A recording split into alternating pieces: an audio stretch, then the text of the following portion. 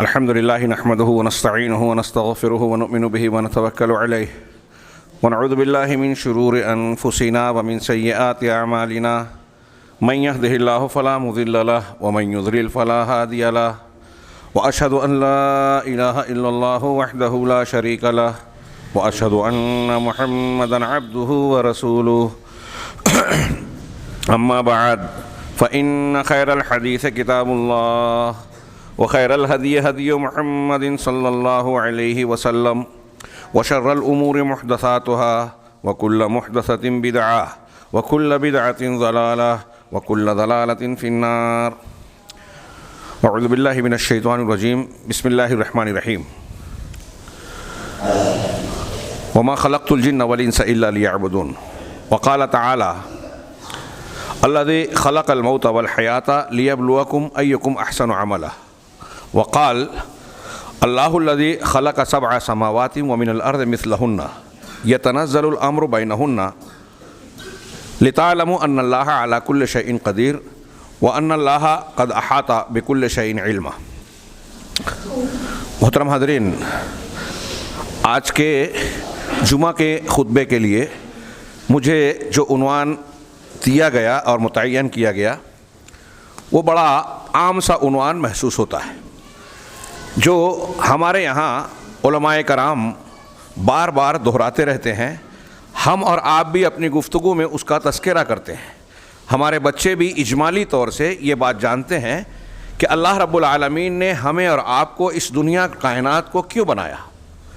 اس کا جواب قرآن مجید کی چھوٹی اور مشہور سی آیت دیتی ہے، وما خلقت الجن والانس الا لیعبدون، کہ میں نے جنوں کو اور انسانوں کو محض اس لیے پیدا کیا کہ وہ صرف میری عبادت کریں. یہ بہت عام سا علم ہے، معلومات ہے.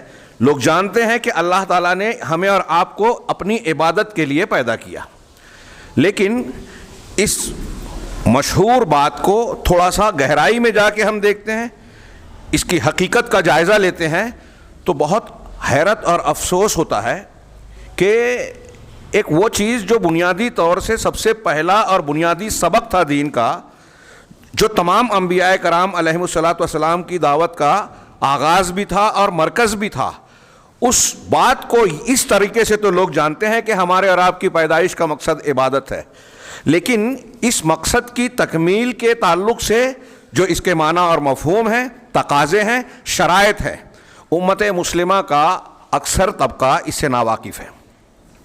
یہ کہتے ہیں کہ کس مقصد کے تحت اللہ نے پیدا کیا، لیکن اس مقصد کے حصول کے لیے لازمی شرائط جو ہیں، ضروریات اور تقاضے جو ہیں، اس سے لوگ ناواقف ہیں. تو ظاہر سی بات ہے کہ جب ہم یہ نہیں جانیں گے کہ اس کی شرطیں کیسے پوری ہوگی، عبادت کے جس مقصد کے تحت اللہ رب العالمین نے پیدا کیا اس کا تفصیلی معنی کیا ہے، اس کے لوازمات کیا ہیں، ہم جانیں گے نہیں تو یہ معلوم ہونا فائدہ مند نہیں ہے کہ اللہ تعالیٰ نے ہمیں اور آپ کو عبادت کے لیے پیدا کیا. بڑی اچھی طریقے سے میری یہ تمہید سمجھیں آپ. اس عنوان کی اہمیت کا اس سے احساس ہوتا ہے کہ لوگ یہ سوچتے ہیں، کہتے ہیں کہ ہمیں یہ معلوم ہے کیوں پیدا کیا، لیکن ہم عمل سے، لوگوں کے رویے سے یہ کہہ سکتے ہیں کہ لوگوں کو معلوم نہیں ہے. اتنا صرف معلوم ہونا جو اس آیت میں کہا گیا ظاہری اور لفظی طور پہ کافی نہیں ہے جب تک ہم اس کے معنی اور مطلب اور اس کے تقاضے کو نہ سمجھیں. اب اس آیت کے ہی تفسیر کو دیکھیے کہ اہل تفسیر، صحابہ، تابعین اور دیگر سلف نے وما خلقت الجن والانس الا لیعبدون کی تشریح کیا کی ہے. علامہ ابن کثیر کہتے ہیں کہ ہم نے انسان اور جن کو اس لیے پیدا کیا کہ وہ میری عبادت کریں. یعنی مقصد یہ ہے کہ میں نے پیدا کیا کہ میں انہیں حکم دوں اور وہ میرے حکم کی تعمیل کریں، میرے احکامات کی پابندی کریں. جب ہم اللہ کے الہ مانیں، اس کی عبادت کے قائل ہوں، تو اس کی باتوں کو ماننا اس عبادت کا براہ راست مانا ہوگا. اللہ کہہ رہا ہے، علامہ ابن کثیر کہتے ہیں کہ میں نے کسی اپنی ضرورت کو اور احتیاج کو پورا کرنے کے لیے مخلوق کو نہیں پیدا کیا. اللہ تعالیٰ کسی کا محتاج نہیں ہے. اور یہ جو تفسیر انہوں نے کی، یہ دیگر تفاسیر کو ملائیں، حضرت علی رضی اللہ تعالیٰ عنہ سے یہ تفسیر منقول ہے وہ کہتے ہیں وما خلقت الجن والانس الا لیعبدون کا مطلب یہ ہے کہ میں نے پیدا اس لیے کیا، اللہ کہہ رہا ہے کہ میں لوگوں کو کچھ چیزوں کا حکم دوں وہ اس کی تعمیل کریں اور کچھ چیزوں سے منع کر دوں وہ اس سے رک جائیں. یہ اللہ کی عبادت کا نتیجہ ہے. اور عام طور سے امام ابن جریج اور دوسرے بہت سارے علماء نے کہا کہ میں نے اس لیے انس و جنس کو پیدا کیا کہ وہ صرف میری عبادت کریں، یعنی مجھے بعض لوگوں نے کیا لیعرفونی، کہ تاکہ میری معرفت حاصل کریں، مجھے پہچانیں اور میرے حق کو کسی اور کی طرف نہ پھیریں، یعنی توحید کو اختیار کریں. اسی لیے بہت سارے علماء نے اس کی تشریح کی لیعبدون اے لیوحدون، میں نے اس لیے پیدا کیا کہ لوگ مجھے اکیلا مانے، واحد مانے، توحید کو اختیار کریں. یہ اس آیت کا معنی. اب یہاں آیت کے لفظ پر تھوڑا سا غور کیجئے کہ عبادت کے لیے اللہ نے پیدا کیا. عبادت کا مطلب کیا ہوتا ہے؟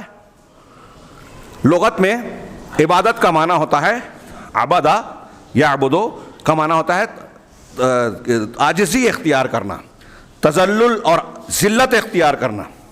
کسی کے سامنے ہم جھک جائیں، اپنے آپ کو چھوٹا سمجھیں، عاجز و کمزور اپنے آپ کو ظاہر کریں، یہ ہے اللہ اس کے سامنے عبودیت اختیار کرنا. اصطلاحی معنی میں جب ہم یہ کہہ رہے ہیں کہ اللہ تعالیٰ نے اپنی عبادت کے لیے ہم کو اور آپ کو پیدا کیا، میرے بھائیو یہ ہماری زندگی کا پہلا اور بنیادی سوال ہے. اس سے زیادہ اہم سوال اور اس سے اہم جواب کوئی ہو ہی نہیں سکتا. یہ میں نے جو شروع میں بیان کیا اس کی بنیاد پر دیکھیے کہ زندگی کی گاڑی آج دنیا میں بہت سارے انسان جی رہے ہیں. ہاں، کوئی اپنی زندگی کا مقصد سمجھتا ہے کہ کھانا پینا، نوکری اور دنیا کی لذتیں حاصل کرنا، کوئی کسی اور مقصد کو متعین کر کے اس کے پیچھے بھاگ رہا ہے.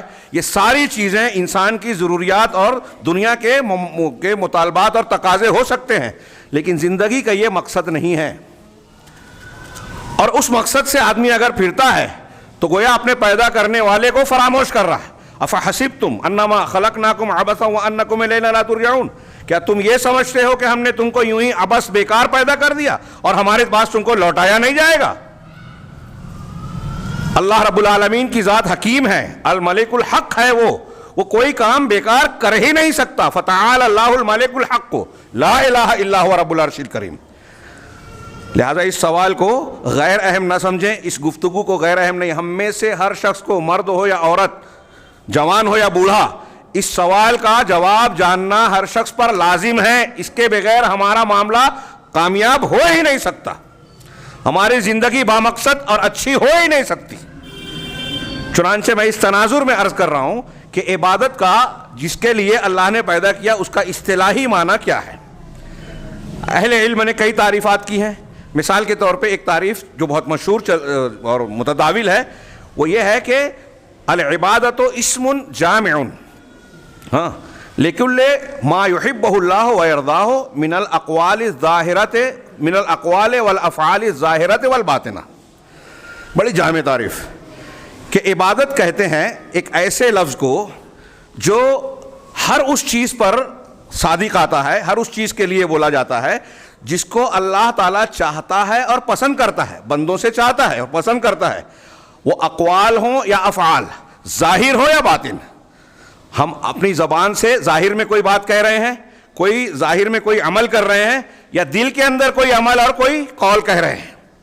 دل کے اندر اللہ کا خوف ہو، امید ہو، محبت ہو، رجا ہو، توکل اللہ تعالیٰ پر ہی ہو، بھروسہ اور اعتماد، یہ دل کا عمل ہے جو ظاہری نہیں باطنی عمل ہے. تو ظاہری اقوال، باطنی اقوال، ظاہری افعال، باطنی افعال، جن افعال اور اقوال کو اللہ رب العالمین بندوں سے چاہتا ہے، پسند کرتا ہے، وہ سب عبادت.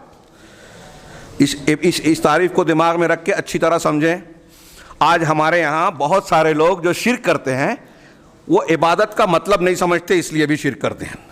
تو اس تعریف کو سامنے رکھ کے اب آپ غور کیجئے کہ اللہ تبارک و تعالی ہم سے کیا کیا چاہتا ہے. قرآن و حدیث میں دیکھیے اللہ تعالیٰ کہہ رہا ہے کہ مجھ سے ڈرو، خوف کھاؤ، مدد صرف اللہ سے مانگو، دعا مانگو تو اللہ سے، ادعونی استجب لکم، مجھ سے مانگو دعا، میں تمہاری دعا قبول کروں گا. اب اللہ ہم سے مطالبہ کر رہا ہے کہ دعا اسی سے کی جائے. اللہ ہم سے کہہ رہا ہے کہ اگر کوئی نظر مانو تو اللہ کے لیے مانو اور پورا کرو. اس کا مطلب اللہ تعالیٰ اس کو چاہتا ہے، پسند کرتا ہے. اللہ تعالیٰ نے کہا وَارْكَعُوا مَعَ الرَّاكِعِينَ، رکوع کرنے والوں کے ساتھ رکوع کرو، جماعت کے ساتھ نماز پڑھو. اس کا مطلب نماز کو اللہ چاہتا ہے. اقیموا الصلاۃ وآتوا الزکاۃ، نماز قائم کرو، زکوٰۃ ادا کرو. اب نماز کے جتنے ارکان ہیں، خشوع خضوع سے کھڑا ہوتا ہے آدمی، خشوع خضوع اندر دل میں ہوتا ہے، اللہ کی طرف توجہ ہوتی ہے، رکوع ہوتا ہے، سجدہ ہوتا ہے، احترام سے کھڑا ہوتا ہے، اس میں اللہ کی تکبیر بیان کرتا ہے. جتنے اعمال ہیں وہ زبان سے ادا کر رہا ہے یا حرکات سے، وہ سب عبادت ہے. حج میں جتنے اعمال ہیں سب عبادت ہے. اللہ کے گھر کا طواف ہے، ہاں وقوف عرفہ ہے، ہاں حجر اسود کا بوسہ دینا ہے، تکبیر اور تحلیل ہے، اللہ کی حمد و صلات، سبحان اللہ، الحمدللہ، لبیک، تلبیہ پکارنا، یہ ساری چیزیں عبادات ہیں. اب اللہ ان کو چاہتا ہے اور پسند کرتا ہے، اور اللہ کہہ رہا ہے کہ صرف میری عبادت کرو. اب اس کا مطلب یہ ہوا کہ رکوع اللہ کے لیے کرنا ہے، اللہ کی عبادت ہے. اگر کسی نے اور کے لیے رکوع کیا، شرک. سجدہ اللہ کے لیے کرنا ہے، کسی اور کے لیے سجدہ کیا، شرک.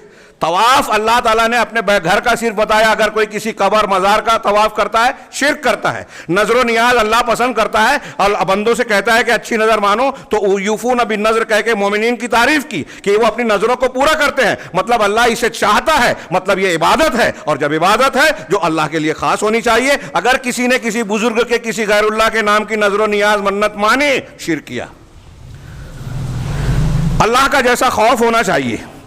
ایک ہوتا ہے فطری خوف، سانپ آ گیا آپ ڈر گئے، آپ کے کان میں کسی نے اچانک آواز دی آپ چونک گئے، یہ فطری خوف ہے. یہ مراد نہیں ہے. وہ خوف جس کو خوف سر کہتے ہیں، جس میں نفع اور نقصان پہنچانے کا عقیدہ ہوتا ہے. اگر ایسا خوف اللہ کے سوا کسی اور سے ہوا کہ ہم اگر تعزیہ نہیں بنائیں گے تو ہمارے گھر میں مصیبت آ جائے گی، فلاں بزرگ اور فلاں دیوی دیوتا اور فلاں معبود باطل وہ ہم سے ناراض ہو گئے، ان کے نام کی نظر و نیاز نہیں کی تو وہ نقصان پہنچا دیں گے، اس قسم کی بات اگر کسی کے بارے میں عقیدہ رکھا، شرک ہے. یہ خوف دل کا عمل اللہ ہم سے چاہتا ہے. کیا ہے؟ وَخَافُونِي إِن كُنتُم مُؤْمِنِينَ، اگر تم مومن ہو تو مجھ سے ڈرو. اللہ تعالیٰ کہہ رہا ہے ادعوا ربکم تضرعا وخفیہ، خوف و طمع. بعض جگہوں پر کہا خوف اور امید کے ساتھ. یہ امید بھی صرف اللہ سے ہونی چاہیے. شیخ الاسلام علامہ ابن تیمیہ نے ایک لمبی عبارت میں یہ بیان کیا کہ وہ اسلام جو عام اسلام ہے، اللہ کی توحید جس مقصد کے تحت اللہ نے پیدا کیا، یہی اصل اسلام ہے جو تمام انبیاء کا دین ہے. بنیادی طور پہ اس کو اسلام عام کہتے ہیں. عمومی طور سے سارے انبیاء کا یہی دین ہے. اب خاص طور سے اسلام خاص کہیں گے تو ہم جناب محمد رسول اللہ صلی اللہ علیہ وسلم پر جو اللہ تعالیٰ نے کامل دین اتارا وہ اسلام خاص ہے. اور عام اسلام کیا ہے؟ عام اسلام یہی ہے جو تمام انبیاء کی دعوت ہے. وہ یہ ہے کہ اللہ تبارک و تعالیٰ سے استعانت کی جائے. خوف، امید، محبت، یہ ساری جو عبادات ہیں باطنی، صرف اللہ سے کی جائے. محبت ہو تو اللہ سے ہو، خوف ہو تو اللہ سے ہو، کسی اور سے نہ ہو. دشمنی اور دوستی اللہ کے لیے ہو، استعانت ہو تو اللہ کے ذریعے ہو، اللہ کے لیے ہو. کسی سے مدد مانگنا، اللہ سے مدد مانگی جائے. اللہ رب العالمین کے لیے دوستی کی جائے، اللہ رب العالمین کے لیے دشمنی کی جائے. محبت، خوف، رجا، ارادہ سب اللہ کے تابع ہو. یہ اسلام عام ہے. اسی کی تعریف کرتے ہوئے شیخ محمد بن عبد الوہاب رحمہ اللہ فرماتے ہیں کہ اسلام کیا ہے؟ الاستسلام للہ بالتوحید، اللہ کے سامنے توحید کے ساتھ اپنے آپ کو جھکا لینا، اس کے حوالے کر دینا.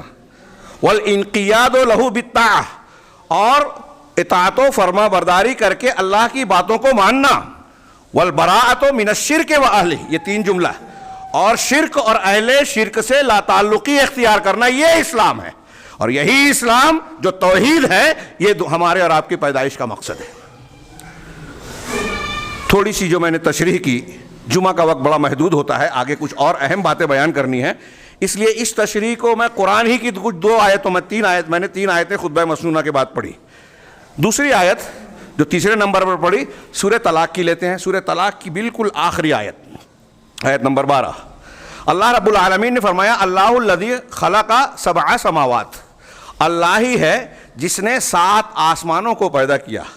ومن الارض مثلہن، اور اسی جیسی زمین بھی، یعنی 7 زمینیں، 7 آسمان کے ساتھ 7 زمینیں. کچھ لوگوں نے کہا کہ یہ ہمارے لیے پہلا آسمان، پھر دوسرا، تیسرا، ایسے 7 آسمان ہیں. اور 7ویں آسمان کے نیچے چھٹا آسمان وہ 7ویں آسمان کی زمین ہے، پھر 5واں، پھر چوتھا، یہ ایسے الگ الگ ہے. اور کچھ دوسری تشریحات بھی لوگوں نے کی ہے کہ 7 زمین کی طرح اور اس زمین کی طرح اور بھی زمینیں ہو سکتی ہیں وغیرہ، الگ الگ لوگوں کے اقوال ہیں۔ تو بہرحال اللہ تبارک و تعالیٰ نے فرمایا کہ اللہ تعالیٰ نے، اللہ ہی وہ ذات ہے جس نے 7 آسمان کو بنایا اور انہی کے جیسی زمین کو بنایا۔ وَمِنَ الْأَرْضِ مِثْلَهُنَّ يَتَنَزَّلُ الْأَمْرُ بَيْنَهُنَّ، انہی آسمانوں اور زمین کے درمیان اللہ تبارک و تعالیٰ کے احکامات صادر ہوتے ہیں، اترتے ہیں، یعنی اللہ اپنی وحی اور اپنے احکامات کے ذریعے سے پورا نظام چلا رہا ہے۔ اس کی ربوبیت، اس کی سلطنت، اس کے احکامات، وہ مالک الملک اپنے تدبیر کے احکامات انہی کے درمیان کر رہا ہے۔ کل یوم ہوا فی شان، امر اللہ کا اسی کے درمیان نازل ہو رہا ہے، اس کے احکامات نافذ ہو رہے ہیں، نازل ہو رہے ہیں۔ ہاں، آگے اللہ نے کہا یہ کیوں کیا اللہ نے؟ قرآن کہہ رہا ہے، یہ سورہ طلاق کی آخری آیت، 7 آسمان 7 زمین کو پیدا کیا اور ان کے درمیان اللہ کا نظام چل رہا ہے۔ پیدا کیا یہ اللہ کی تخلیق ہے، اور احکامات دے رہا ہے یہ اللہ کی شریعت اور حکم ہے۔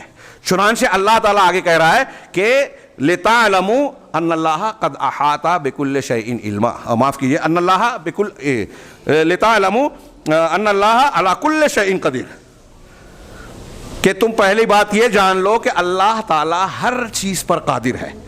ہاں، وَأَنَّ اللَّهَ قَدْ أَحَاطَ بِكُلِّ شَيْءٍ عِلْمًا، اور اللہ تبارک و تعالیٰ نے ہر چیز کو علم کے ساتھ گھیر رکھا ہے۔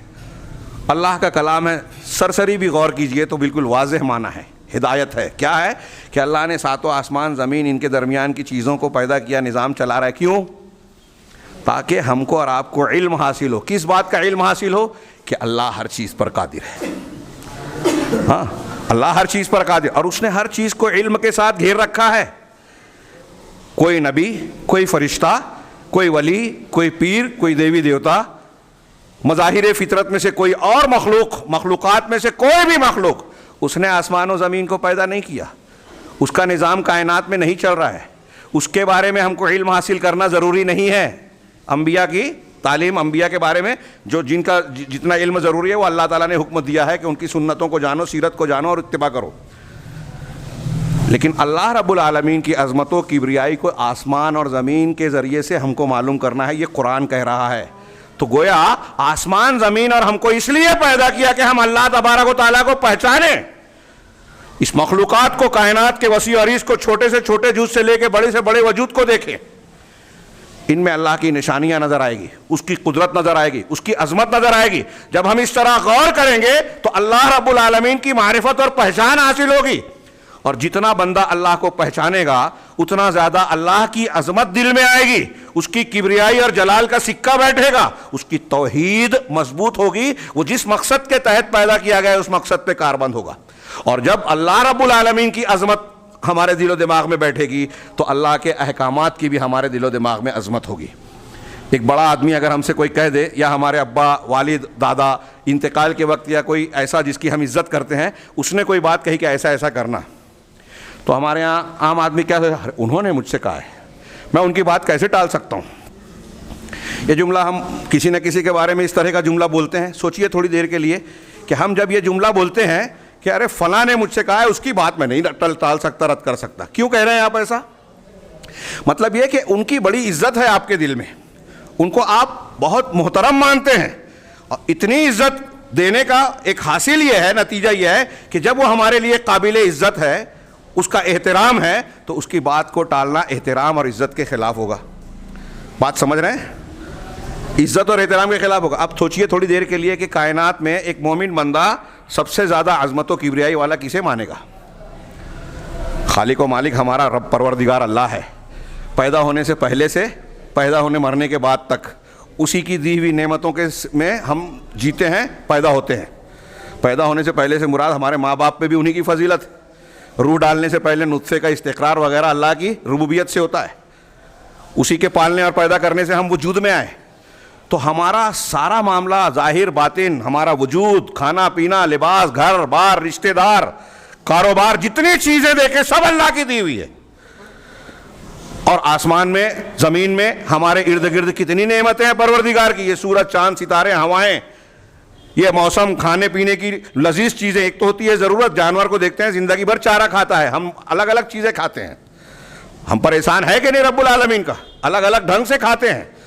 بہت طریقے سے کھانے ایک ہی چیز کو پکایا جاتا ہے، ہمارے یہاں الگ، دوسرے مقام پہ الگ اور دوسرے ملکوں میں الگ. یہ اللہ رب العالمین کے انعامات اور احسانات کا بہت معمولی سا تذکرہ ہے. ان تمام چیزوں پر غور کیجئے جب اب بندہ جانے گا کہ اللہ کے اتنے احسانات ہیں اور اس نے کیسی کیسی چیزیں مخلوقات پیدا کی ہیں. کاش موقع ہوتا تو اللہ کی ربوبیت، اس کی عجیب صنعت، اس کی حکمت اور تخلیق اور مخلوقات میں اس کی مہارت کا تھوڑا تذکرہ. آج سائنس اور ٹیکنالوجی کا دور ہے. پڑھیے سائنس والے جو ٹیچرز ہیں ان سے پوچھیے کہ ہمارے جسم کے اندر وجود جو ہے، ہمارا خون، ہماری نسیں، باریک باریک نسیں، نطفہ، بچے کے پیدا ہونے کا طریقہ سائنسی تحقیقات کی روشنی میں کہاں سے کیسے ہوتا ہے. ہماری آنکھ دیکھتی ہے، یہ دیکھنے کے لیے جو چیزیں آنی چاہیے، باریک باریک نسیں ہیں جو، اس میں تھوڑے سا ایفیکٹ آ جائے تو اثر آ جائے تو آنکھ میں کانا پن آ جاتا ہے، بیماری آ جاتی ہے، دیکھنے میں دقت ہونے لگتی ہے. تو جس ذات نے بنایا وہ کتنا باریکی سے بنانے والا ہے. ہاں آپ اتنے پیڑ پودے کھاس پھوس دیکھتے ہیں نا. میں نے کافی پہلے پڑھا تھا، سائنس والوں کا کہنا یہ ہے کہ 1 فٹ کا پودا، 1 فٹ کا کوئی پیڑ پودا ہے، اس میں اللہ تعالیٰ نے، بنانے والے نے، جو فضا کو اور آلودگی کو صاف کرنے کی قوت اور صلاحیت رکھی ہے، آکسیجن کو، ہوا کو صاف کرنے کی، اگر انسان اتنا ہی کام کرنے کے لیے کوئی مشین بنائے تو انہوں نے کہا کہ جو مشین انسان بنائے گا وہ 1 کلومیٹر بائی 1 کلومیٹر میں بنے گی. یعنی لمبائی 1 کلومیٹر، چوڑائی 1 کلومیٹر. اتنے بڑی حصے میں جو کارخانہ یا جو مشین لگے گی وہ فضا کو، آکسیجن کو، ہوا کو جو صاف کرے گی وہ قدرتی طور سے 1 فٹ کا 1 ہاتھ کا پودا کرتا ہے. یہ میں نے ایک مثال دی. زندگیاں کھپائی لوگوں نے. ابھی میں نے کہیں مثال دی تھی کہ ایک آدمی نے زندگی لگا دی شہد کی مکھی پر تحقیق. 20 سال بعد وہ کہتا ہے کہ میں نے 20 سال تک شہد کی مکھی پر ریسرچ کیا لیکن میری معلومات بہت کم ہے. حالانکہ اس نے جو بیان کیا بہت کچھ بیان کیا، لیکن وہ کہتا ہے کہ بہت کم جانا میں نے، ابھی 20 سال لگا دیا. انسان نے آج کتنی ترقی کی. سالہ پہلے ایک مضمون آیا، اس میں لکھا گیا کہ انسانوں کو سمندر کے متعلق جو اس میں خزانے ہیں، حیوانات ہیں، پیڑ پودے ہیں اور اس کے جو بہت سارے اسرار اور راز ہیں، اس کے بارے میں انسان کی اب تک کی معلومات زیادہ سے زیادہ یہ کہا جا سکتا ہے کہ 5%، 5% ہے بس. وہ 5% بھی ان کا اندازہ ہے. ہمارا کہنا ہے کہ وہ سمندر کے معاملے کے مقابلے میں ایک بوند بھی نہیں ہے. اب سوچئے کہ اللہ نے جب یہ کائنات بنائی، چلا رہا ہے، سارے نظام کو درست کر رہا ہے، ہماری آنکھ دیکھ رہی ہے، ڈاکٹر پوری زندگی کھپا کے پڑھتا ہے آنکھ کیسے دیکھتی ہے، کیسے بیمار ہوتی ہے، کیسے اندھا ہوتا ہے آدمی، تو بنانے والا تو یہ سب جانتا ہے تب بنایا نا. الا یعلم من خلق وهو اللطیف الخبیر. کیا وہی نہیں جانے گا جس نے پیدا کیا؟ وہ لطیف خبیر ہے. یہ میں نے تھوڑی سی مثالیں دی، وقت بہت کم تھا اور ہے. آپ اس پر غور کیجئے. کسی موقع پر توحید پر ہم لمبی چوڑی گفتگو کریں گے، اور اس پر یہ ایسا موضوع ہے جتنی گفتگو کی جائے کم ہے، اور سب سے دلچسپ، سب سے اثر انداز، سب سے زیادہ فائدہ مند موضوع. اللہ رب العالمین کی یہ مخلوقات جو ہیں، اس پر آپ غور کریں تو آپ کو سورہ طلاق کی آیت سمجھ میں آئے گی کہ آسمانوں اور زمین کو اللہ نے پیدا کیا اور ان کے درمیان جو نظام چل رہا ہے، اگر ہم اس کو جانیں گے تو اللہ کو پہچانیں گے. اور یہ معلوم ہوگا کہ اللہ ہر چیز پر قادر ہے. کوئی چیز جو چیز ہے ممکن ہے وہ اللہ کی دائرہ قدرت سے باہر نہیں. کوئی چیز اللہ کے علم کے دائرے سے باہر نہیں ہے. ماضی، حال، مستقبل، آسمان، پیڑ پودے، ہوائیں، فضائیں، پہاڑوں میں چھپی ہوئی چیزیں، چٹانوں کے اندر کی باتیں، ہمارے جسم کے اندر کی چیز، ہمارے جسم کا ایک ایک بال، کتنا بال ہے، ہم ایک انسان کا بال نہیں گن سکتے. اللہ تعالی نے ہر چیز کو گن رکھا ہے. کوئی چیز اس سے مخفی نہیں ہے.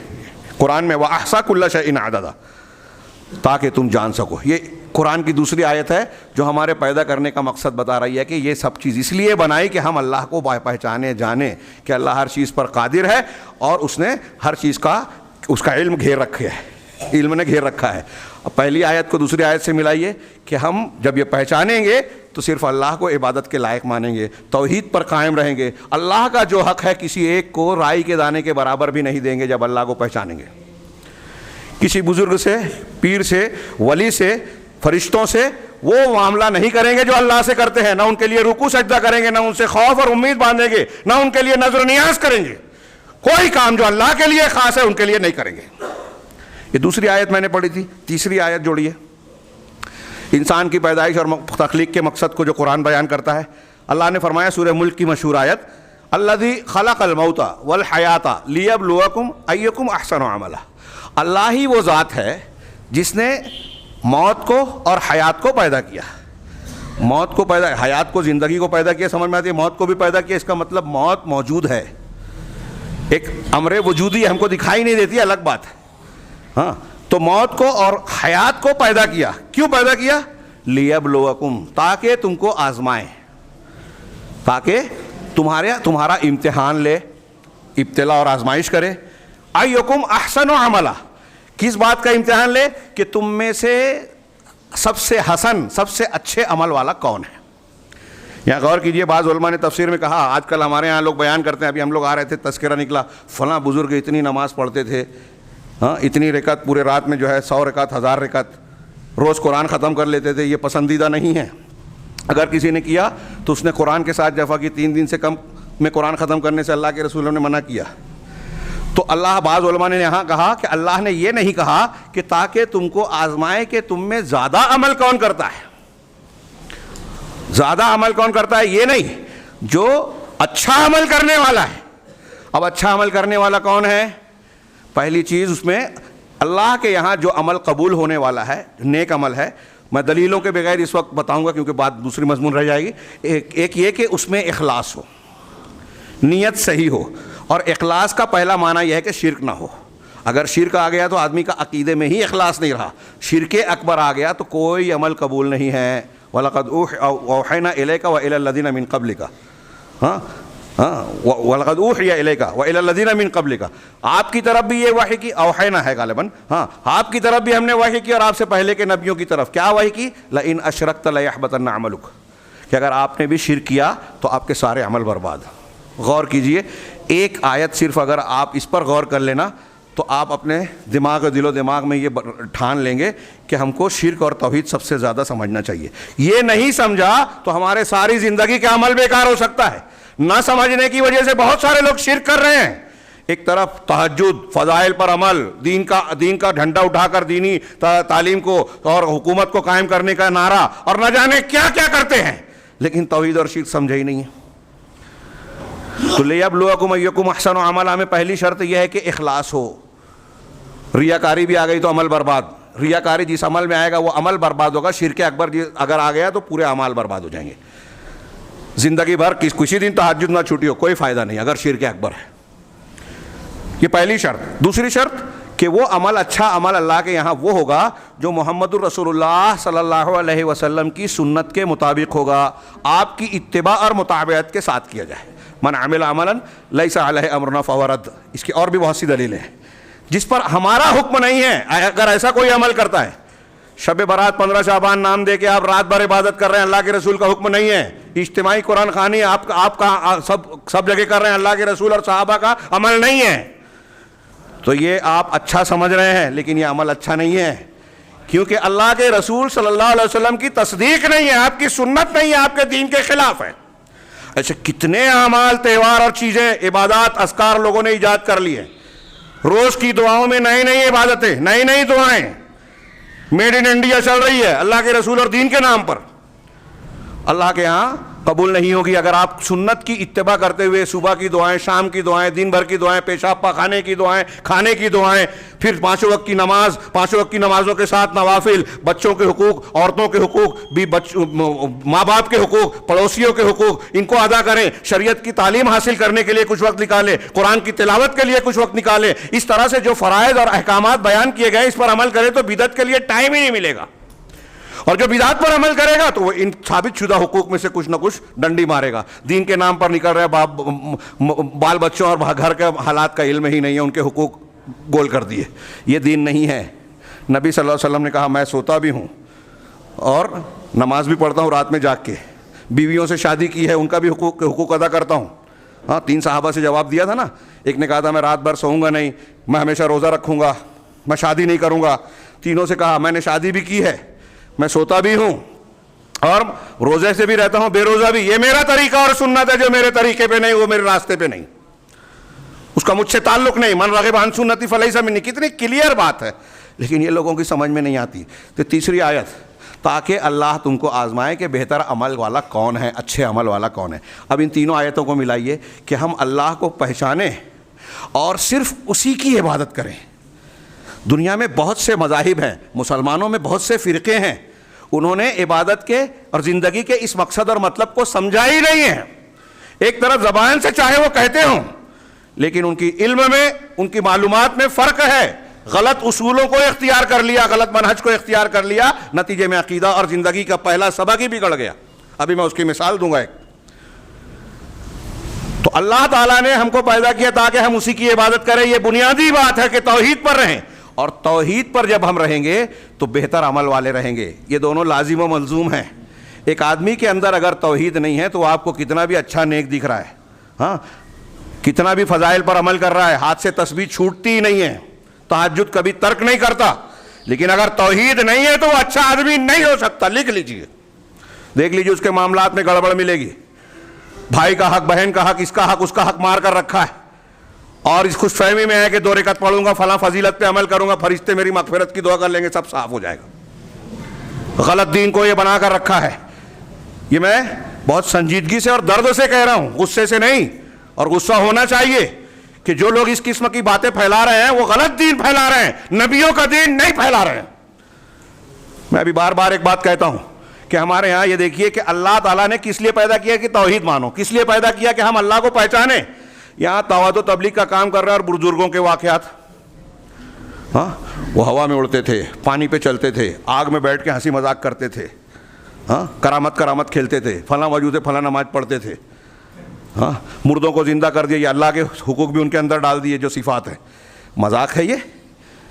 ہاں، انبیاء کرام کی خصوصیات بزرگوں میں، اولیاء میں، اپنے سلسلے کے صوفیوں اور شیوخ میں بیان کر کے شرک کی دکان چلا رہے ہیں، دنیا کے بنیادی مقصد سے ہٹا دیا.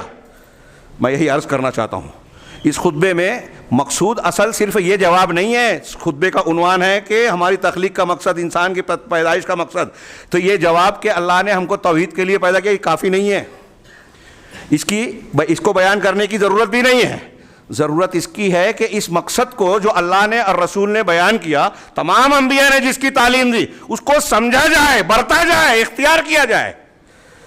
یہ جملہ تو سب بولتے ہیں بچے بوڑھے کہ عبادت کے لیے پیدا کیا، لیکن سب سمجھتے نہیں ہیں، بہت کم لوگ سمجھتے ہیں. میں وہی عرض کرنا چاہتا ہوں. 3 آیتیں میں نے بتائی، اب ان سب چیزوں کو جوڑیے. اللہ کی عبادت، عاجزی، تذلل، ہاں، اس کو اختیار کرنا، جھک جانا. بتائیے آج ہم اس تناظر میں دیکھیں کہ کتنے لوگ ہیں جو کوئی گناہ کا کام کر رہے ہیں، اللہ کا حکم اگر کسی نے سنا ہے کہ اللہ نے اس کو حرام کیا، وہ چھوڑ دیتے ہیں، اس کے سامنے جھک جاتے ہیں. 2 بھائیوں میں جھگڑا ہے، ہمارے یہاں 2 بھائیوں میں جھگڑا ہے، ناراضگی ہے، سال ہا سال چل رہی ہے، بیچ کے لوگ سمجھا رہے ہیں، تھک جاتے ہیں. ان کو بتایا جائے اللہ کا حکم یہ ہے، معاف کر دو، مل لو، تصفیہ کر لو، بھائیوں میں صلح کر دو، کرا لو. نہیں ہوتا. کیا ہم توحید کو ماننے والے ہیں؟ اللہ کی عظمت ہے دل میں؟ اللہ کہہ رہے ہیں مان لو، ہم کہتے ہیں نہیں، یہ معاف کرنے کے لائق ہے ہی نہیں. تو آپ کیا کہہ رہے ہو میں بڑا؟ ابلیس نے کہا تھا نا، بہت عبادت گزار تھا ابلیس، آپ جانتے ہیں نا. اللہ نے کہا سجدہ کرو آدم کو. ہاں، کیسے میں کر سکتا ہوں؟ میں کیسے کروں اس کو سجدہ؟ تو نے اس کو مٹی سے بنایا، مجھے آگ سے. اللہ کا حکم یہ چھوڑ دیا. قرآن حدیث کہہ رہی ہے یہ اللہ کا حکم ہے، اور اپنا دماغ لگایا، عقل لگائی قرآن حدیث کے سامنے، اللہ کے حکم کے سامنے، رجیم ہو گیا، راندہ درگاہ ہو گیا. وجہ کیا بتائی اللہ تعالیٰ نے؟ ابا واستکبر، اس نے انکار کیا اور تکبر کیا، گھمنڈ کیا. یہ تکبر انسان کو اللہ کی نافرمانی کی طرف لے جاتا ہے. آج ہم میں سے کتنے جو انا کے بت کے شکار ہیں، پجاری ہیں، میں مجھ کو بتائے گا، میں مانوں گا، میں جھکوں گا. ہاں، اگر مومن ہے تو اللہ اور رسول کے سامنے جھکنا چاہیے. جو اللہ کے سامنے جھکتا ہے اللہ اس کو چھوٹا نہیں بڑا بناتا ہے. من تواضع للہ رفعہ اللہ. جو اللہ کے لیے جھکتا ہے چھوٹا بنتا ہے، اللہ اس کو اونچا بناتا ہے. یہ توحید. ہاں، دیکھیے حضرت عمر فاروق ہیں، دوسرے صحابہ کرام ہیں. ہاں، ایک غلام کو ایک صحابی جو ہے ابو مسعود انصاری کوڑا مارنے کے لیے ہاتھ اٹھائے، پیچھے سے آواز آئی کہ تو اس پر جتنی قدرت رکھتا ہے اللہ اس سے زیادہ تجھ پر قدرت رکھتا ہے. کوڑا ہاتھ سے چھوٹ گیا، پلٹے رسول اللہ صلی اللہ علیہ وسلم. اللہ کے رسول مجھ سے غلطی ہوئی، کیا کروں؟ میں اس کو اسی وقت آزاد کرتا ہوں، اسی وقت آزاد کرتا ہوں. یہ اللہ کا ڈر تھا، یہ توحید تھی. زنا ہو گیا معاذ اسلمی سے، غامدیہ عورت سے. اللہ کے رسول کے پاس آ کے خود کہہ رہے ہیں مجھ پر حد جاری کیجئے، گناہ کیا. موقع ملا کہ جاؤ بعد میں آنا، پھر آئے کہا اس خاتون نے. تھوڑی دیر کے لیے سوچئے، ہم اور آپ اس کو کیا کہیں گے؟ بے وقوفی؟ نہیں، یہ ایمان ہے. یہ توحید پر اللہ کے رسول صلی اللہ علیہ وسلم نے اپنے قوم کی تربیت کی تھی. اسی توحید اور اللہ کی معرفت پر جب تربیت کی تو دنیا میں چھا گئے. دنیا حیران ہے کہ اللہ کے رسول صلی اللہ علیہ وسلم کے زمانے میں فتوحات اور اسلام کے پھیلنے کا جو سلسلہ شروع ہوا تو حضرت عثمان رضی اللہ تعالیٰ عنہ کا دور آتے آتے دنیا کے 1/3 سے زیادہ حصے پر مسلمانوں نے اسلام کو پھیلا دیا. صرف زمین کو نہیں، دلوں کو بھی فتح کیا. کوئی معمولی بات نہیں ہے. جب توحید کے ساتھ ہم زندگی گزاریں گے تو یہ فائدہ ہوگا، ہماری زندگی کے مسائل حل ہوں گے، گھروں میں سکون ہوگا، اختلافات کا حل ہوگا، اللہ غلبہ دے گا، دشمنوں کو ناکام بنائے گا، اللہ تبارک و تعالیٰ ان کی سازشوں کو توڑ دے گا، ان کے اندر اختلاف پیدا کرے گا. مسلمان چاہے تعداد میں کم ہو، غلبہ ان کا ہوگا. یہ میں نہیں کہہ رہا ہوں، قرآن و حدیث کی بے شمار دلیلیں، بے شمار کہہ رہا ہوں، بہت سی دلیلیں ہیں، کوئی اس کا انکار نہیں. آج ہم کتنے پریشان ہیں، کہاں اس کا حل ڈھونڈتے ہیں. ہماری پریشانی کا سارا حل توحید میں ہے. ہماری پریشانیوں کی ساری جڑ شرک میں ہے جو توحید کی چیز ہے. اب یہاں میں نے شروعات کی تھی، وقت بہت کم ہے، کہ ہم یہ جانتے ہیں کہ اللہ نے ہماری عبادت کے لیے ہم کو پیدا کیا، یہ سب جانتے ہیں، لیکن میں نے کہا اس کا مطلب شرائط اور تقاضے نہیں جانتے. آج بتائیے، میں نے جو تھوڑی سی تفصیل بیان کی توحید کے معنی کے سلسلے میں، جو بہت کم ہے، سمندر کے مقابلے میں قطرہ بھی نہیں ہے. آپ سوچئے کہ توحید پر عمل، توحید کا عقیدہ، توحید پر پاپ کی پابندی آج کتنے مسلمانوں میں ہے اور کیوں نہیں ہے؟ کچھ فضائل پہ عمل کر کے، کچھ اسلام کا جھوٹا سچا نعرہ لگا کے، جہالت کے ساتھ کسی ایک چیز کو، چند چیزوں کو اسلام سمجھ لیا. جس گھر میں جماعت میں پیدا ہوئے یا کسی کو پسند کر کے اس سے جڑ گئے. کوئی گمراہ کے پیچھے چل رہا ہے، کوئی کسی کے پیچھے اور سمجھ رہا ہے کہ میں دین پر چل رہا ہوں، اور اس پر جھنڈا نعرہ اٹھا کر ایک خاص چیز پر عمل کر کے سمجھتے ہیں کہ ہم جنت کے راستے پر چل رہے ہیں. یاد رکھیے ایک بنیادی بات کہ انبیاء کرام اور اب جناب محمد رسول اللہ صلی اللہ علیہ وسلم کی تعلیمات کے علاوہ جنت کا راستہ نہیں ہے. آپ کے اور آپ کے صحابہ کا طریقہ میں ہی نجات ہے، وہی صراط مستقیم ہے. اس سے جو ہٹے گا وہ فرقہ جہنمیہ میں شامل ہوگا. اللہ کے رسول کے اس فرمان کے مطابق کہ میری امت کے 73 فرقے ہوں گے، سب جہنم میں جائیں گے سوائے ایک کے. اب وہ کوئی ہمیشہ رہے گا، کوئی نکالا جائے گا، یہ الگ بحث ہے. لیکن ایک صرف طبقہ ہے جو حق پر رہے گا، اور یہ ہم کو ابھارتا ہے کہ وہ صحیح اسلام والا طبقہ جو اللہ کے رسول اور صحابہ کے منہج والا ہے کہاں ہے، کون ہے؟ وہ قرآن و حدیث کو ماننے والے ہیں، جن کے دین کی بنیاد توحید ہے. اور کیوں توحید ہے؟ اللہ نے اسی مقصد کے تحت پیدا کیا، اسی مقصد کے تحت پیدا کیا. اسی لیے آپ دیکھیے کہ تمام انبیاء کی دعوت کی بنیاد یہی ہے، وَلَقَدْ بَعَثْنَا فِي كُلِّ أُمَّةٍ رَسُولًا أَنِ اعْبُدُوا اللَّهَ وَاجْتَنِبُوا الطَّاغُوتَ. ہم نے ہر امت میں، ہر قوم میں رسول بھیجا. کیوں بھیجا؟ کہ تم صرف اسی کی عبادت کرو. ان کا سب کا رسول کا پیغام یہ تھا کہ صرف اللہ کی عبادت کرو اور طاغوت سے بچو. یہ دو جملہ پوری زندگی ہے ہماری. زندگی کا مقصد آپ اس کی تشریح کرتے جائیے، کئی جمعہ لگ جائیں گے. وَاعْبُدُوا اللَّهَ، اللہ کی عبادت کرو. عبادت کے جتنے حقوق ہیں اللہ کو دو، اس کی عظمت و کبریائی کو مانو بس. وَاجْتَنِبُوا الطَّاغُوتَ، ایک آدمی اللہ کی عبادت کر رہا ہے اتنا کافی نہیں ہے، طاغوت سے، شرک سے بچنا بھی ضروری ہے. آپ ایک طرف اللہ تعالیٰ کا کلمہ پڑھ رہے ہو، دوسری طرف شرک کر رہے ہو، کوئی مطلب نہیں ہے. آپ کا لا الہ الا اللہ کہنا بیکار ہے. اجتنبوا الطاغوت میں شرک سے بچنا، کفر سے بچنا، باطل سے بچنا، اپنے ایمان کی حفاظت کرنا سب آ گیا.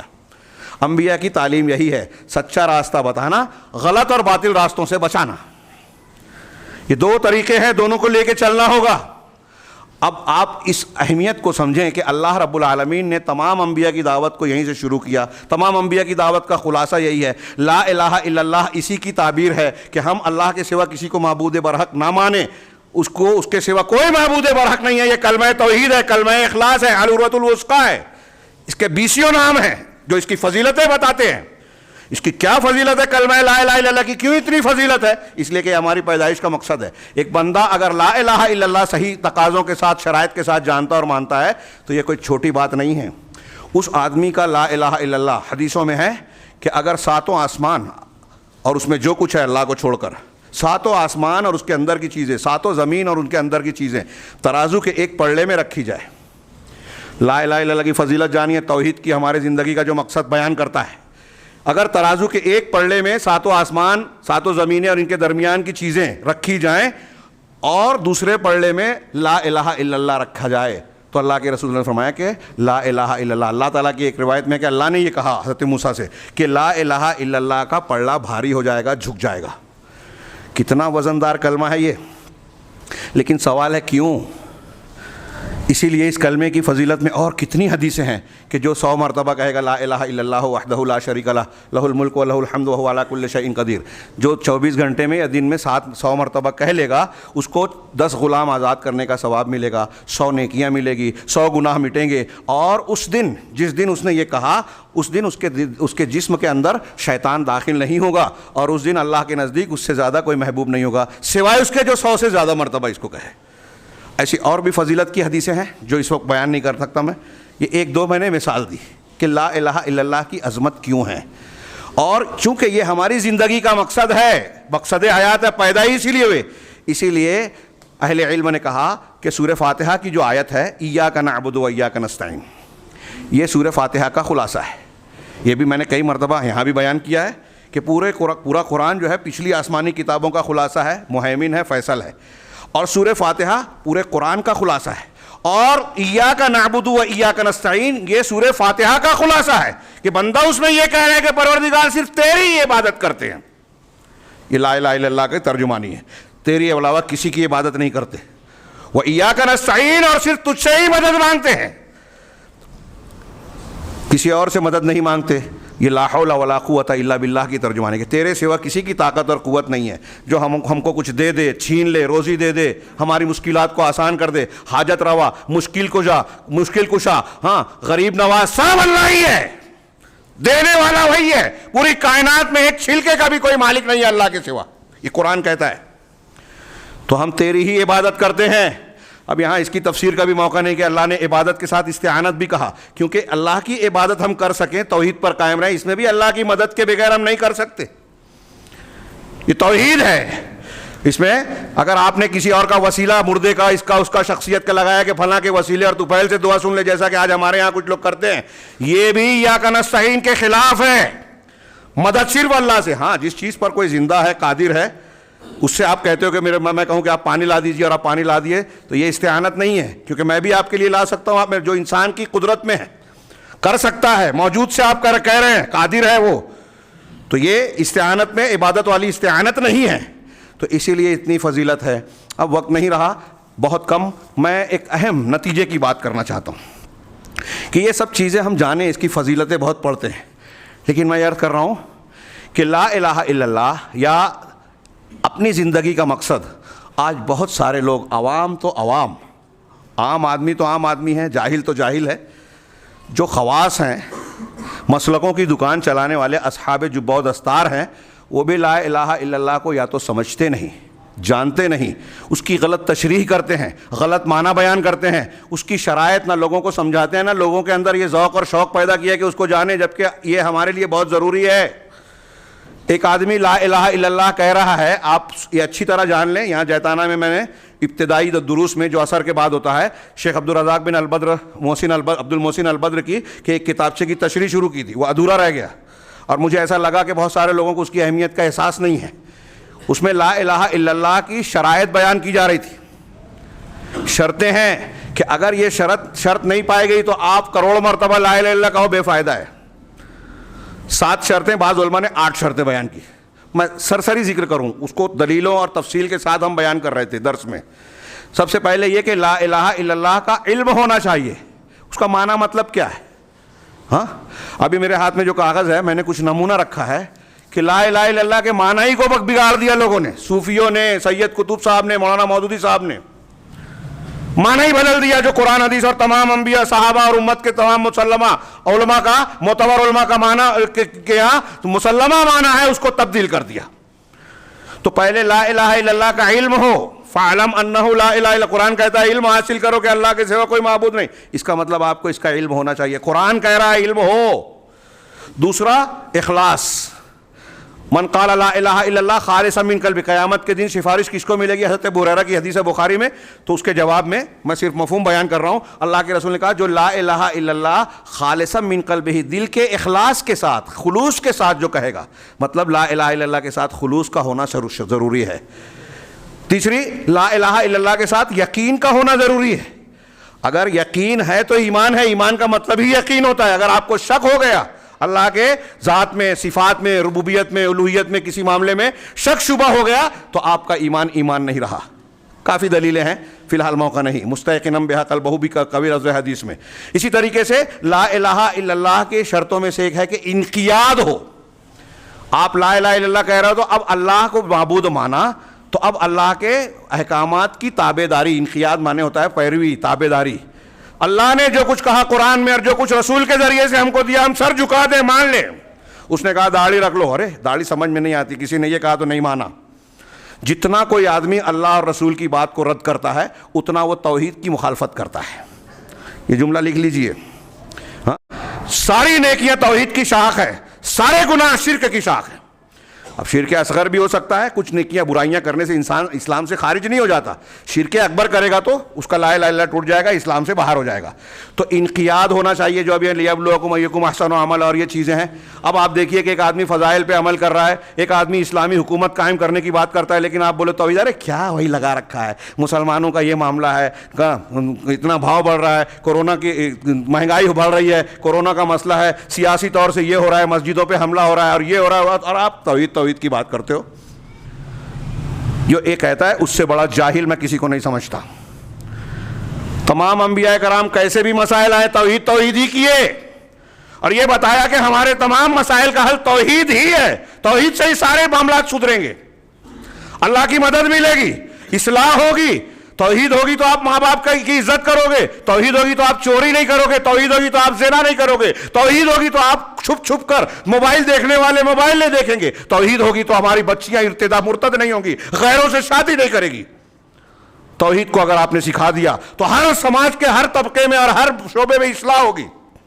اگر توحید نہیں ہے تو کس چیز سے آپ اصلاح کرو گے؟ انبیاء کا تو یہی طریقہ تھا۔ نبی کریم صلی اللہ علیہ وسلم کے زمانے میں نے بار بار کہا بعض علماء کے حوالے سے، اللہ کے رسول کے زمانے میں ایک بچی کو بلا کے پوچھا اللہ کہاں ہے تو اس نے کہا آسمان پہ۔ یہ اللہ کے رسول کے سماج میں تعلیم دی گئی تھی، اور جس سماج میں یہ اللہ کو پہچاننے کی تعلیم دی گئی تھی وہ سماج تھوڑے ہی دن میں دنیا پہ غالب آتا چلا گیا۔ اللہ تعالیٰ نے ان کو کتنی ترقی دی، اور ہم کہتے ہیں توحید نہ سیکھیں تو کہاں جا رہے ہیں ہم لوگ، کہاں جا رہے ہیں اور کیسے حالات سے دوچار ہیں۔ نبی کریم صلی اللہ علیہ وسلم کا اسوہ ہمارے لیے قابل اتباع ہے، یا فلاں دانشور، فلاں بڑے آدمی، فلاں ٹی وی چینل پہ آنے والے، فلاں بزرگ، فلاں شخصیت، کس کی بات مانیں گے تو نجات پائیں گے؟ اللہ تعالیٰ نے شخصیات میں دین نہیں رکھا، قرآن اور سنت میں رکھا ہے۔ شخصیت نبی کریم صلی اللہ علیہ وسلم کی بات، اور وہ بھی اللہ کے حکم سے، انہی کی اتباع کی جائے، انہی کا منہج اختیار کیا جائے، اور جیسے اللہ اور رسول کو صحابہ نے مانا ویسے ہی مانا جائے۔ صحابہ قرآن کے معنی کو زیادہ سمجھتے تھے، عربی زیادہ اچھی تھی ان کی، ماحول کو زیادہ اچھا سمجھتے تھے، رسول کی تشریحات کے سامنے صحابہ کرام زیادہ قرآن کے سمجھنے والے تھے، یا بعد کے آنے والے علماء جو ہے ان سے زیادہ اچھا سمجھیں گے؟ وہ سید قطب صاحب، حسن البنا صاحب، مولانا مودودی صاحب، مولانا الیاس صاحب، مولانا فلاں صاحب اچھے قابل ہو سکتے ہیں، لیکن دین کے معاملے میں صحابہ سے بہتر سمجھ کسی کی ہو سکتی ہے کیا؟ ان کے آس پاس ہو سکتی ہے کیا؟ نہیں ہو سکتی۔ کلیئر ہے یہ صاف ستھرا دین۔ تو میں یہ عرض کر رہا تھا کہ لا الہ الا اللہ کی شرطیں: اخلاص، علم، یقین، انقیاد، محبت۔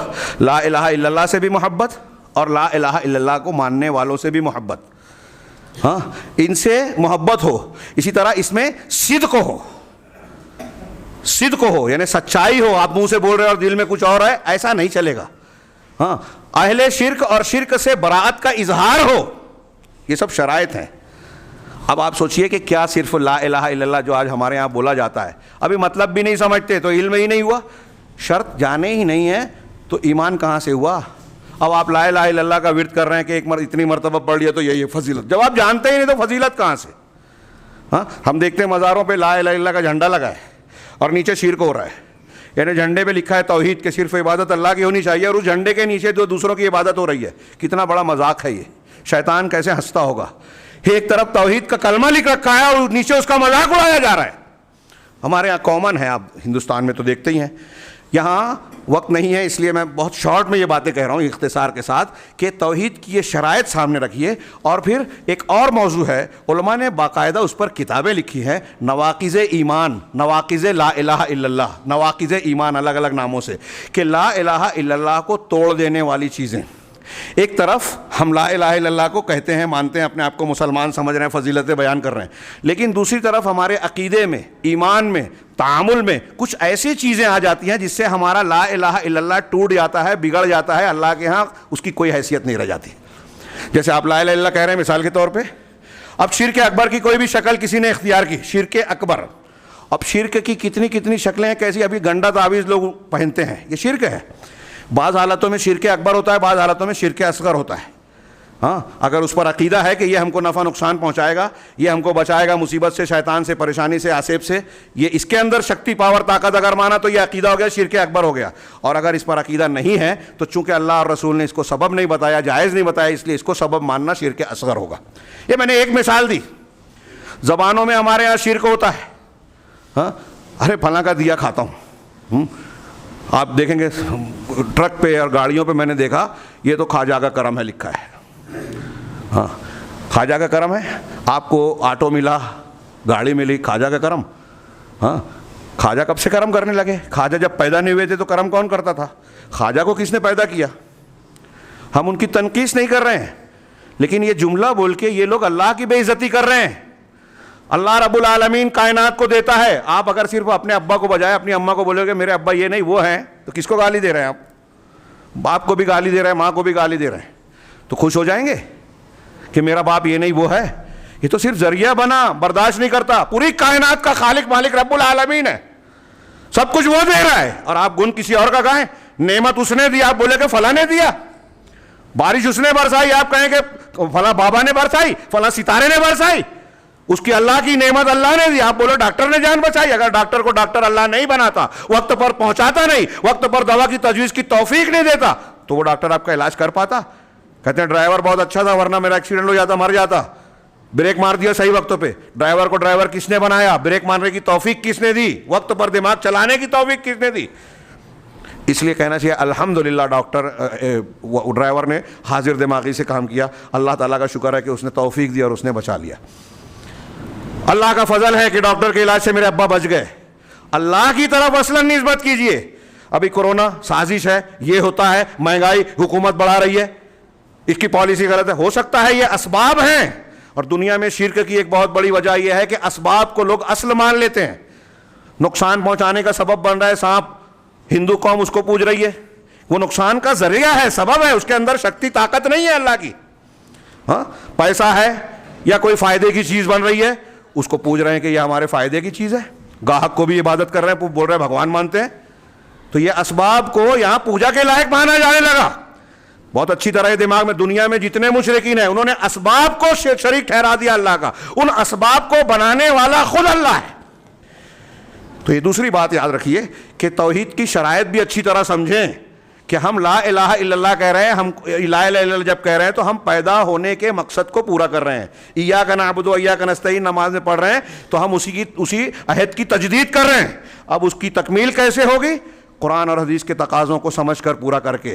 اگر ہم نے توحید کی خلاف ورزی کی، ہاں، نواقض ایمان بہت سارے ہیں، تو ہمارا لا الہ الا اللہ ٹوٹ جائے گا، اور لا الہ الا اللہ ٹوٹ گیا تو پھر ہم اسلام سے باہر ہو گئے، اور اگر بغیر توبہ کے مر گئے تو کبھی جہنم سے نہیں نکلیں گے۔ اللہ ہمیں محفوظ رکھے۔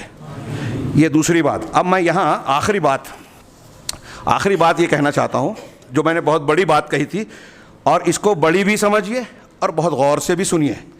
میں نے ایک دعویٰ کیا، بتایا کہ زندگی کا مقصد عبادت ہے، اور اس مقصد کو ظاہر کرنے والا یہ کلمہ ہے لا الہ الا اللہ، ایاک نعبد و ایاک نستعین۔ ہاں، کلمہ توحید، کلمہ شہادت لا الہ الا اللہ، یہی کلمہ سارے انبیاء کی دعوت کی بنیاد ہے۔ اگر یہ کسی کا نہیں ہے تو وہ جنت میں جائے گا نہیں۔ جنت اور جہنم اسی کے لیے بنی ہے، جو مانے گا جائے گا، جو نہیں مانے گا نہیں جائے گا۔ ٹھیک ہے؟ اب میں یہ عرض کر رہا ہوں کہ عام آدمی تو عام آدمی، بہت سارے خواص بھی لا الہ الا اللہ کا معنی نہیں سمجھے، یہ تو دور کی بات ہے، غلط معنی بتایا۔ یہ میں صرف وقت نہیں ہے اس لیے مثالیں کم دے پاؤں گا، یہاں ایک مثال پیش کرتا ہوں۔ شیخ دکتور ربیع بن عمیر مدخلی حفظہ اللہ، علامہ ہیں، زندہ ہیں، سعودی عرب کے عالم، بہت ساری کتابیں ہیں، علامہ ربیع رحمہ حفظہ اللہ۔ وہ کہتے ہیں خالفہ، یہ سید قطب پر انہوں نے ایک کتاب لکھی ہے اضواء اسلامیہ، ہاں، اسلامی روشنی، آگے پورا نام ہے، سید قطب کے عقائد اور ان کے خیالات عقائد پر منہج پر.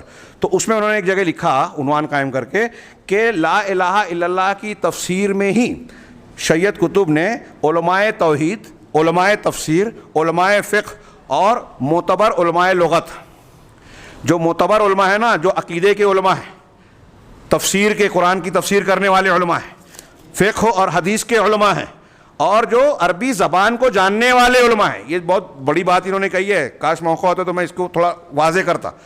ان سب کی مخالفت کی ہے اور مولانا ابوالعلا مودودی صاحب کی پیروی کی ہے. ہاں، لا الہ الا اللہ کے سلسلے میں، الہ کے نظریے کے سلسلے میں. اور ان کا مولانا مودودی صاحب اور سید قطب صاحب لا الہ، الہ کا معنی کیا کرتے ہیں؟ الحاکم المتسلط. یہ کہتے ہیں الہ کا معنی ہے حاکم متسلط، تسلط رکھنے والا حاکم، حکمراں. الہ کا معنی یہ کر رہے ہیں. شیخ کہتے ہیں کہ مولانا مودودی صاحب نے اپنا یہ جو نظریہ اختیار کیا، یہ جرمنی کا ایک فلسفی گزرا ہے ہیگل، انہوں نے اپنے اس نظریے میں اس کی پیروی کی. جیسا کہ انہوں نے نقل کیا کہ صوفی نذیر احمد کاشمیری ہندوستانی عالم تھے ہمارے اہل حدیث، وہ صوفی نام لگاتے تھے، ان کا یہ کہنا تھا. اب وہ ان کی پیروی کی نہیں کی ہیگل کی، لیکن یہ الہ کا معنی انہوں نے غلط بتایا. قرآن کی 4 بنیادی اصطلاحیں پڑھ لیجئے، وہ ان کی سمجھ لیجئے کہ تفسیر قرآن ہے، جس میں 4 اصطلاحوں کا وہ معنی کیا ہے جو امت کے لوگ نہیں مانتے، امت کی مخالفت کی. چنانچہ سید قطب عدالت اجتماعیہ ان کی ایک کتاب ہے، اس میں کہتے ہیں کہ ان الامر المستیقن فی ھذا الدین، اس دین میں جو یقینی بات ہے وہ یہ ہے کہ انہ لا یمکن، ہاں، کہ کسی آدمی کے دل میں عقیدہ قائم ہو یا اس کی زندگی میں، حقیقی زندگی میں کوئی جو ہے دین قائم ہو. کسی انسان کی زندگی میں دین قائم نہیں ہو سکتا، دل میں عقیدہ نہیں رہ سکتا جب تک کہ وہ گواہی نہ دے لوگوں کے سامنے کہ اللہ کے سوا کوئی معبود نہیں ہے، لا الہ الا اللہ نہ کہے. یہ بات صحیح ہے، لیکن اب اس کی تشریح کیا کر رہے ہیں؟ آگے کہہ رہے ہیں اے، ان کا جملہ ہے اے لا حاکمیت الا للہ. لا الہ الا اللہ کا مطلب یہ ہے کہ حاکمیت نہیں ہے مگر اللہ کے لیے. ایسی حاکمیت جو اللہ کے قضاء و قدر میں ہمیں نظر آتی ہے اور اس کی شریعت اور امر میں متمثل ہوتی ہے، اس کا روپ نظر آتا ہے. یہ ان کے جملے ہیں. شیخ ربیع اس پر کہتے ہیں کہ اس جملے میں انہوں نے لا الہ الا اللہ کی تفسیر حاکمیت سے کی اور حاکمیت کی تفسیر تقدیر اور شریعت سے کی. ہاں، تو اب شیخ نے سوال کیا کہ وہ توحید عبادت اور توحید الوہیت کہاں گئی جو تمام انبیاء کرام علیہم الصلاۃ والسلام کی دعوت تھی، اور جو لا الہ الا اللہ کا مطلب تمام انبیاء، تمام صحابہ، تمام مفسرین معتبرین بتاتے ہیں.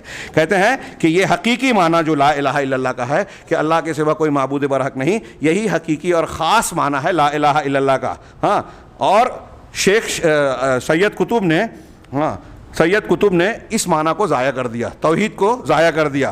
اور پھر سید قطب سورہ قصص کی آیت وَهُوَ اللَّهُ لَا إِلَٰهَ إِلَّا هُوَ، اس آیت کے تشریح میں کہتے ہیں کہ اللہ ہی وہ ہے جس کا پیدا کرنے میں اور اختیار میں کوئی شریک نہیں ہے.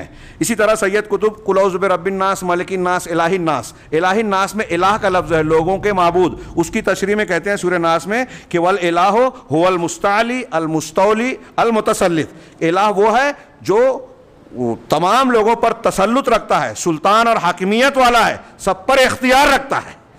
یہ کس کا معنی کیا؟ الہ کا. یہ الہ کا یہ معنی نہ قرآن سے ہے، نہ حدیث سے ہے، نہ لغت سے ہے. اہل لغت اور عرب والے بھی اس میں لمبی بحث ہے جس کا یہاں تذکرہ میں نہیں کر سکتا. شیخ نے کیا ہے کہ اس میں کہتے ہیں کہ اہل لغت اس کو بیان کرتے ہیں، عربی زبان کے جاننے والے بھی الہ کا معنی حاکم سلطان والا نہیں مانتے. اللہ رب العالمین حاکم سلطان کائنات کا ہے، یہ بات صحیح ہے، لیکن یہ اس کی توحید ربوبیت میں آتی ہے، توحید الوہیت میں نہیں. اور سید قطب نے، مولانا مودودی نے یہ جو تشریح کی ہے یہ ان کی اپنی صرف نہیں ہے، صوفیوں کے یہاں اور متکلمین کے یہاں، فلسفہ اور منطق کے علماء کے یہاں یہی تشریح لا الہ الا اللہ کی ہے. وہ اللہ رب العالمین کی توحید ربوبیت کو کہتے ہیں کہ یہی سب سے خاص ہے. سید قطب بھی یہی کہتے ہیں. ہاں، وہ کہتے ہیں کہ تمام انبیاء اس لیے آئے کہ لوگوں کے سامنے یہ ثابت کریں کہ اس کائنات کا رب اللہ ہے، جبکہ قرآن کہتا ہے کہ مشرکین رب تو اللہ کو ہی مانتے تھے. اگر ان سے پوچھو آسمان زمین کس نے پیدا کیا تو کہیں گے کہ اللہ نے پیدا کیا. کہاں گڑبڑ کرتے تھے؟ الوہیت میں گڑبڑ کرتے تھے. لہٰذا آپ دیکھ رہے ہیں کہ لا الہ الا اللہ کا معنی ہی حاکمیت صرف اللہ کی بالکل صحیح ہے.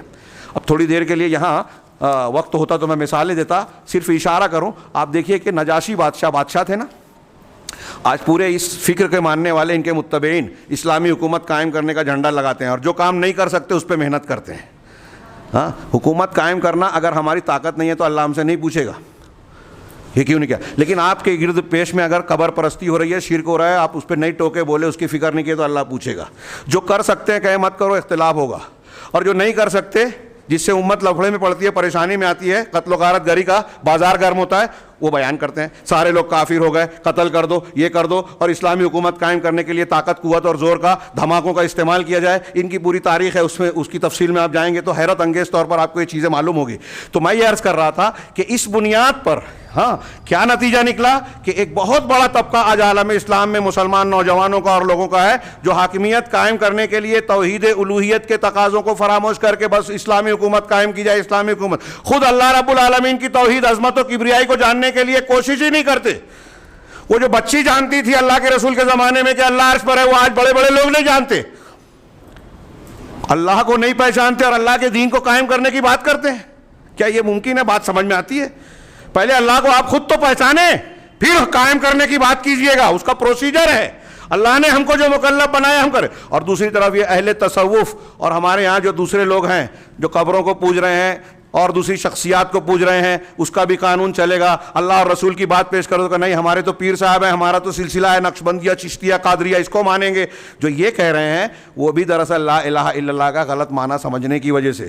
جب وہی سمجھتے ہیں کہ ربوبیت میں صرف توحید ہے تو ہم کہتے ہیں کہ پیدا کرنے والا اللہ ہے، ہاں مالک اللہ ہے، دینے والا اللہ ہے، روزی دینے والا اللہ ہے. لیکن یہ جو بزرگان دین ہیں، اولیاء و صالحین ہیں، فلاں اور فلاں ہیں، یہ بھی ہمارے لیے واسطہ بن سکتے ہیں، وسیلہ بن سکتے ہیں. ان کے لیے کچھ عبادت کے معاملات کیے تو کیا توحید میں فرق پڑا؟ رب تو ہم اسی کو مانتے ہیں.